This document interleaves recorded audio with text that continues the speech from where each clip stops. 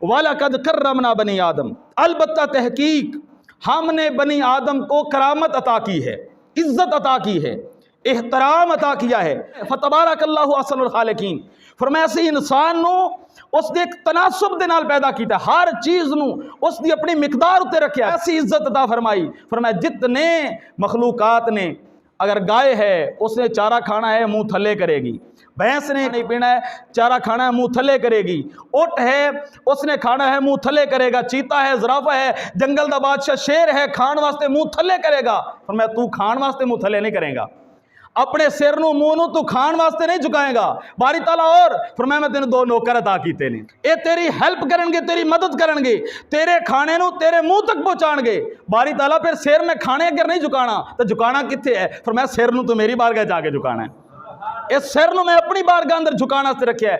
اے سر تیرا روزی واسطے نہیں جھکے گا، دنیا واسطے نہیں جھکے گا، دنیا داراں دے اگر نہیں جھکے گا، تیرا سر جھکے گا تو میرے دربار اندر آ کے جھکے گا۔ دنیا دے اندر جتنیاں محبتاں نے ساریاں کسی نہ کسی غرض دی وجہ تو، چاہے دنیاوی غرض ہے چاہے دینی غرض ہے، جو بھی تعلق ہے، محبت ہے، ریلیشن شپ ہے، ایک ماں اور باپ دا ہے، اولاد اور والدین دا ہے، وہ بھی ایک غرض دی بنیاد ہوتے۔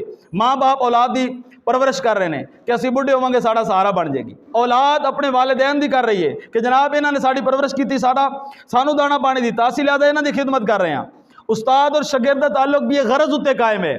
بعض اوقات استاد نو سیلری دی غرض ہے کہ میں نے تنخواہ ملے گی تو میں پڑھانا ہے، اس واسطے وہ پڑھا رہا ہے، یا بعض اوقات چلو بھی بچہ پڑھ جائے گا اس کا فائدہ ہو جائے گا، یہ استاد دی غرض ہے۔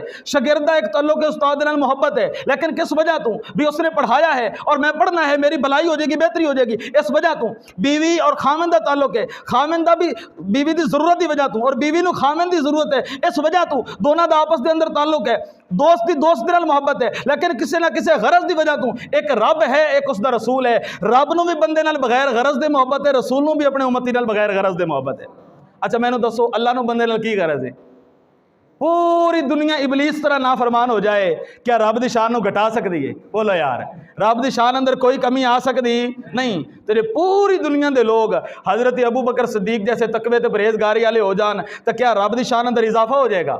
اس دی شان پہلے بلند و بالا ہے، پوری دنیا مل کے رب دی شان نو گھٹا سکتی نہیں، اور پوری دنیا عبادت کرن لگ پوے تو رب دی شان پہلے بلند و بالا ہے، رب دی شان نو بدا سکتی نہیں، تو رب تعالیٰ نو بندے دی ضرورت نہیں، پھر رب نو ساڈی کی پرواہ ہے؟ لیکن اس کے باوجود اللہ تعالیٰ اگر ساڈے نال محبت فرماندا ہے تو دا مطلب ہے بغیر کسی غرض دے ساڈا رب ساڈے نال پیار فرماندا۔ حدیث قدسی ہے، حدیث قدسی اللہ تعالیٰ نے فرمایا اے انسان کل یریدک لنفسہ، تینوں ہر کوئی کسی غرض دی وجہ تو محبت کردا ہے، وَأَنَا أُرِيدُكَ لَكَ، تے میں تیری وجہ تو تیرے نال پیار کردا۔